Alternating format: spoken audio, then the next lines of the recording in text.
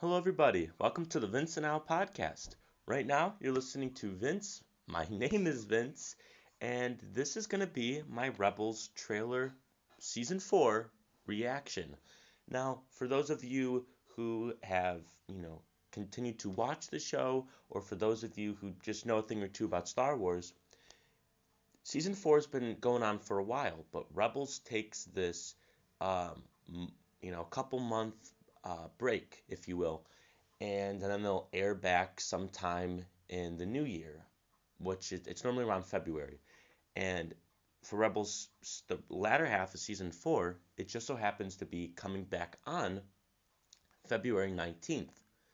Now, for those of you who have not seen this yet, Disney slash Star Wars released the trailer for this yesterday, which was January 19th, so exactly 1 month away. I'm going to be doing a big breakdown of the trailer, but more so than that, I think it's important that you guys need to know this because not a whole lot of other media is telling you this. This does start on February 19th, and then starting on February 19th, which is a Monday night at 9 o'clock, as of that Monday at 9, 3 weeks from then, the season will be over. Yes, you heard me right. So that Monday night at 9 o'clock, it's going to be 2 episodes back to back, which would be an hour long. And then it's going to be another 2 episodes the next week.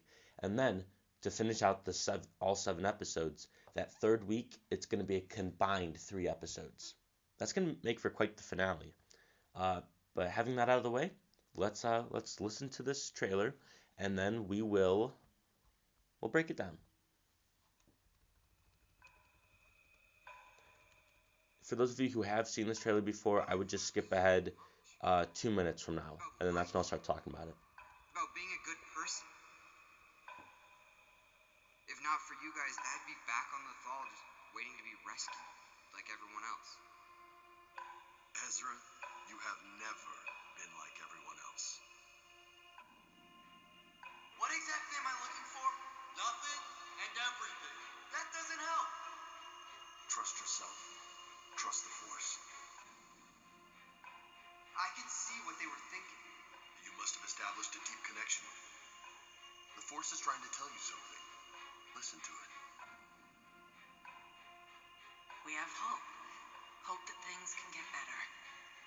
And they will. Is it wrong for me to protect my friends? How did I choose to win? The question is... We are rebels. Fighting for the people. It won't be easy. We can't back down just because we're afraid. That's when we need to stand the tallest. Your voice started something. That something has grown bigger than I ever imagined. We can do this together. Let's go get Hera. Now it's season 4. You're in terrible trouble.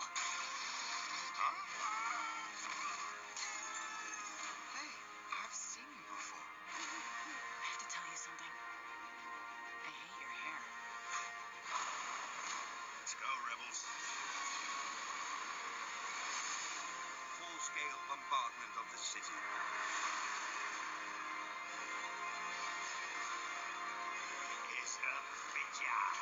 Mine at last. Hang on!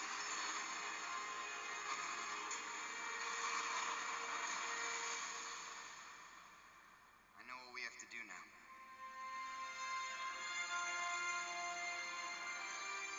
One last lesson.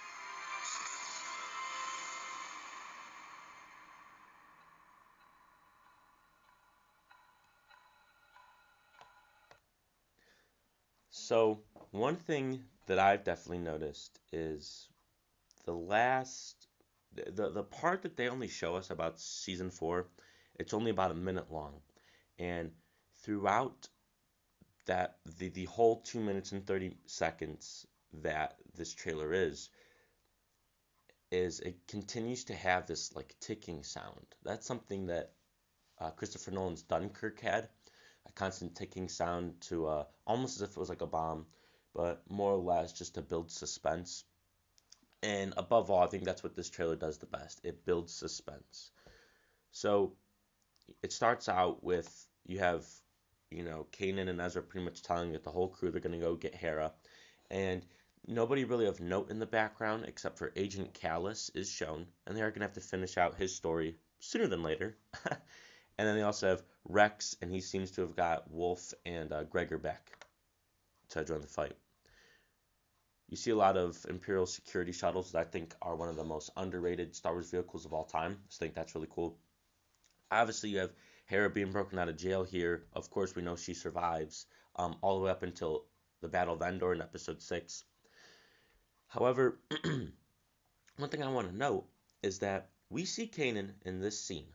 However, we don't see Kanan in any other scenes except for fighting Rook, Thrawn's personal assassin. So this is the first episode that streams February 19th, which makes me wonder, does Kanan not make it out of this one? They keep showing a whole lot of these Lothwolves, and the Lothwolves have a deep, dire connection with Kanan. And it makes you wonder, if Kanan dies, are those Lothwolves that Ezra's seen with, are those going to be a reincarnation of Kanan, especially the mega one, right? There's one that's like bigger than all of them. Would that be Kanan? That one also has blue eyes compared to the rest. Kanan has blue eyes. Just trying to draw connections, folks. So, obviously you have Kanan just being straight up ruthless, ripping stormtroopers out of the windows and things like that. I think that's like awesome, only because he's just so powered. He's so powerful. I think it's just really cool. You have Ezra talking one of those Force Owls. I just call them Force Owls because every time you see them, it's a direct parallel to what's happening with the Force. And why is Ezra kind of on the spirit plane? I really don't know. I think that Yoda was trying to communicate with him before through it, and I don't think Yoda's trying to communicate with him again. This time I think it's the Emperor trying to communicate with him. And the Emperor is so powerful, he can force choke people across galaxies, which he did with Dooku in the Clone Wars. There's no reason why I can't get in the head of Ezra. So I think he's luring him in. I'm setting this play so I can stream my thoughts. They have the Lothwolves running alongside the Ghost, which I find to be interesting, almost as if they're guiding it and they're fighting alongside with it, because besides the Ghost, that's the only Rebel reinforcements they have on Lothal. But then they cut to the interior, and you have literally every single character ever set up in Star Wars Rebels. You have Tetsu from Season 2, who was only in one episode, which is Sabine's friend or sister, I honestly forget. You have Rex in a stormtrooper outfit, looking like he's about to go undercover. You do have Gregor, Hera, Sabine, but then the returning characters of Hondo Ohnaka.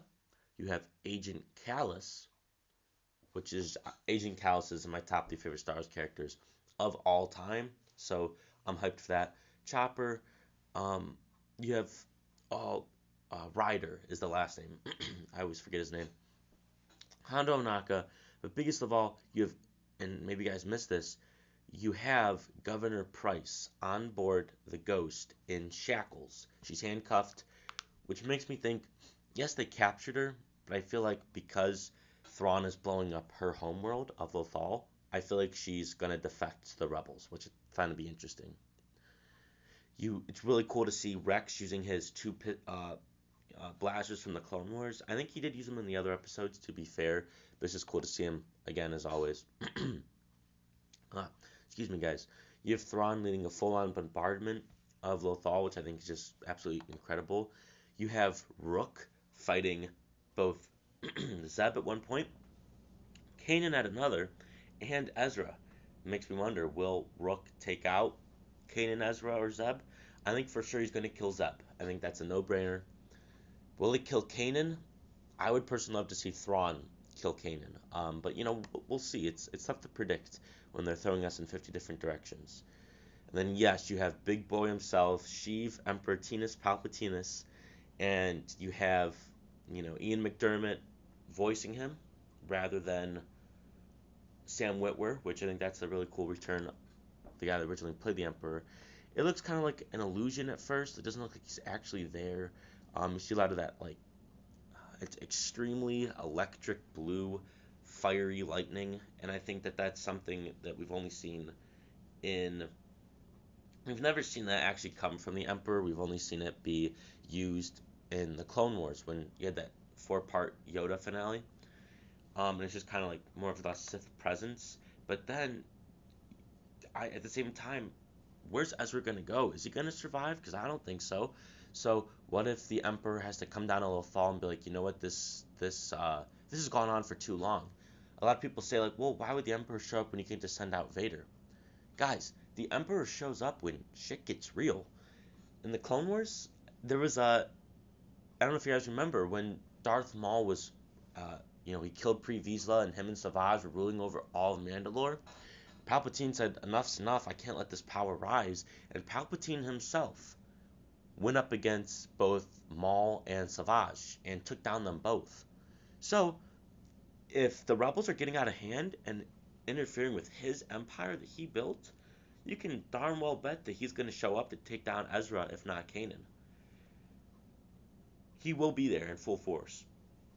Then you have a giant Loth Wolf, and he is perching over Ezra. And then they show him biting somebody or about to chomp down somebody. I do think that is Kanan, and it'll be like his guardian angel, but his guardian Loth Wolf, because that Loth Wolf has blue eyes, just like Kanan before he was blind.